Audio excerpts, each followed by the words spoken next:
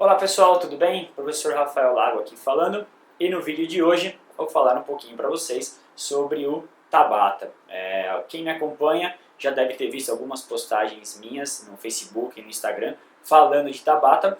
Por quê? Com a popularização do HIIT, muitas pessoas começam a postar, a divulgar, a falar sobre Tabata Training, método Tabata, e alguns absurdos acabaram surgindo por aí, como por exemplo uma blogueira fitness falando que faz o Tabata como aquecimento, ou que coloca no final do treino para dar aquela matada.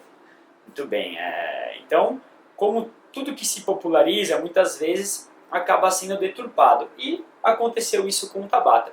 Então, acho que as postagens minhas e de outros professores que também possam falando sobre Tabata e realmente mostrando o que foi esse estudo, acho que não são suficientes. Talvez esse vídeo consiga explicar um pouquinho melhor e você vendo ele vai entender e executar ele de forma correta. Então, primeiramente uma parte aí rapidinha histórica. Tabata nada mais é do que o nome do pesquisador que conduziu esse estudo, Izumi Tabata, ok? Ele foi realizado no ano de 1996, ou seja, ele já é bem antiguinho, e o artigo possui apenas 4 páginas, então assim, não é nem tão difícil de ler, é uma leitura bem tranquila, é um estudo bem rápido e bem fácil de ler.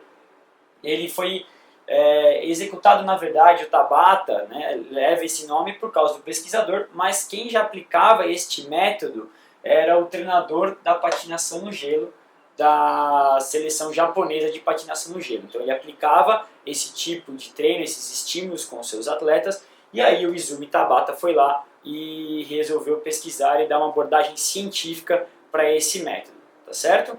Então, para que fique claro, Tabata é o nome do pesquisador que conduziu esse estudo em 1996.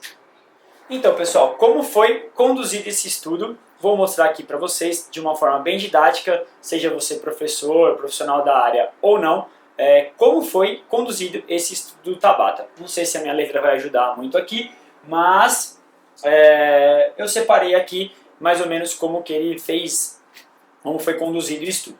Então foram 2 grupos, cada um de 7 pessoas, foram jovens ativos da Faculdade de Educação Física lá do Japão, da região que ele fez o estudo, certo? O primeiro grupo, eles faziam 60 minutos de exercício a 70% do VO2 máximo na bike, ok? Então todo o estudo, tanto esse protocolo quanto o protocolo dos 20 por 10 foram realizados na bike. Então primeira coisa, Tabata foi realizado na bicicleta, ok? Ou seja, esse grupo 1 aqui fazia o bom e velho longão, aquele exercício de baixa intensidade e longa duração, tudo bem? O segundo grupo, que aí foi realizado o que hoje a gente conhece por Tabata, também 7 pessoas, os 7 jovens, eles faziam de 7 a 8 rounds, né? 7 a 8 vezes, de 20 segundos de execução por 10 segundos de pausa ativa de baixa intensidade na bicicleta também, ok? Então se você fizer aqui, se os participantes chegassem ao 8º round, vezes os 30 segundos aqui, contando os 20 de execução pelos 10 de pausa, dá um total de 4 minutos. Né? Então, eles compraram 4 minutos de exercício por 60 minutos. Um detalhe muito importante que muitas vezes as pessoas esquecem quando estamos falando de Tabata é esse aqui que eu até deixei em vermelho. Os participantes desse grupo aqui, pessoal, eles pedalavam esses 20 segundos de execução a 170% do VO2 máximo. Então, para quem não sabe muito bem o que é isso, é o seguinte, quando você faz um teste de VO2 máximo, você chega até o seu limite, até o máximo do seu esforço, da sua capacidade. E aí você obtém o seu VO2 máximo.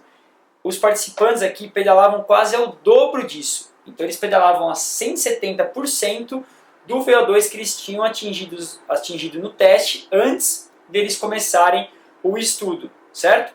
Então, para vocês verem o grau de dificuldade e o grau de intensidade que foi realizado aqui este protocolo dos 20 por 10. Então, pessoal, é o seguinte, não é qualquer 20 por 10, não é qualquer pulinho, estripulia ou qualquer coisa do tipo que você pode sair falando por aí que está fazendo Tabata, né? Tem que ser de muita intensidade, né? O ideal é você realizar na bike mesmo, onde foi feito o estudo original, porque na bike você consegue medir, ter uma eficiência mecânica melhor para fazer esse tipo de treino, né? Mas aí você vai fazer na bike e falar, mas eu não tenho como saber, não sei nem meu VO2, não tenho nem como medir na hora, é claro, porque aqui foi um estudo no ambiente controlado, então eles tinham como medir os gases dos participantes ali na hora, enfim. O que você pode fazer? Trabalhar com a percepção subjetiva de esforço. Naquela escala de Omni, de 0 a 10, você tem que sempre estar trabalhando no 10, sempre no muito exaustivo, muito cansativo, né? É o que você tem que trabalhar para estar fazendo verdadeiramente o Tabata como eles fizeram lá em 1996, ok? Então assim, surge muita gente que pergunta, mas o Tabata eu só posso fazer na bike? Você pode fazer de outro jeito, desde que respeite essa característica aqui, ok? Os 7 a 8 rounds, porque eles eram encorajados a fazer até o oitavo, mas se parasse no 7, não tinha problema na sessão de treino. Os 20 segundos por 10 e numa intensidade bem alta, ok? Por isso que é um protocolo bem difícil, que não são todas as pessoas que conseguem fazer, e existem algumas adaptações que a gente vê por aí na internet que fogem totalmente dessa característica. Você pode adaptar o Tabata em relação ao meio, pode não ser na bike, né? Mas você pode fazer com exercícios calistênicos, exercícios livres, ou seja, desde que respeite essa característica aqui, tá bom, pessoal? Então, tomem cuidado quando vocês ouvirem falar de Tabata, quando vocês virem, é muito comum no YouTube, existem muitas videoaulas falando Tabata Training, método Tabata, enfim, qualquer coisa do tipo, saibam que tem que respeitar essa característica, ok? Quem quiser esse artigo aqui, ele é muito fácil de achar, está disponível no Google, eu tenho também, é um artigo que tem apenas 4 páginas, de uma leitura bem tranquila, bem fácil de fazer, pode pedir também que eu envio. E para finalizar, quando eles compararam esses 60 minutos com esses 4 minutos de alta intensidade, eles verificaram o quê?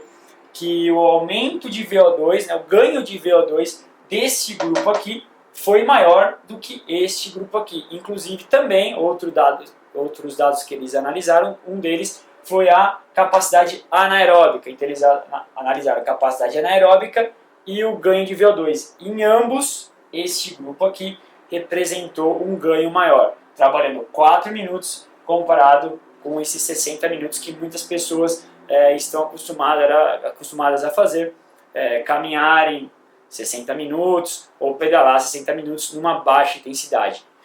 Então, pessoal, é isso, né? Fica aqui o meu vídeo tentando explicar um pouquinho o Tabata, como que ele foi realizado, de uma forma didática para todo mundo conseguir entender. Então, até o próximo vídeo e obrigado.